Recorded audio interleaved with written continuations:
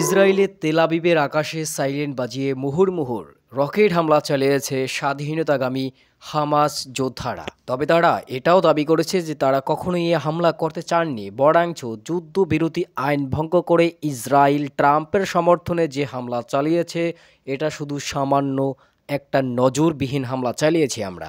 এদিকে গাজাকে সম্পূর্ণ সাপোর্ট করার ইয়েমেনের হুতি গোষ্ঠীরা তারাও লোহিত সাগরে মার্কিন জাহাজের উপর হামলা চালিয়েছে বলে অভিযোগ করেছেন ইসরায়েলের এমন অভিযোগে তারা বলেন, মার্কিন থেকে আমাদের এদিকে অস্ত্র সামঞ্জস্য আসছিল, সেই জাহাজের উপর হামলা চালিয়েছে ইয়েমেনি হুতি গোষ্ঠীরা। এবং এদিকে ইয়েমেনি হুতি গোষ্ঠীরা সরাসরি ইসরায়েলকে হুমকি দিয়ে বলছেন, আবার যদি গাজায় পাল্টা আক্রমণ হয় তাহলে এর পরিণত ভয়াবহ হবে বলে জানিয়ে রাখলাম।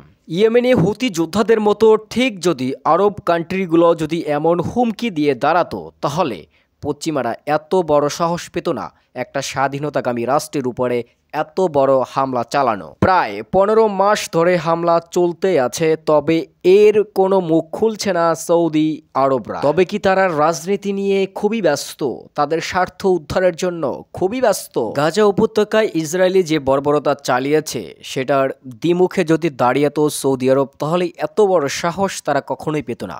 বরঞ্চ সৌদি আরবরাই ইসরায়েলের কিছুটা সাপোর্ট নিয়েছে বলে জানা গেছে। যখনই আক্রমণ করে ইসরায়েল গাজার উপরে তখনই শুধু মুখে মুখে কিছু বিবৃতি দেয় এবং প্রতিবাদ করে, কিন্তু কাজে কর্মে একদমই মিল নেই।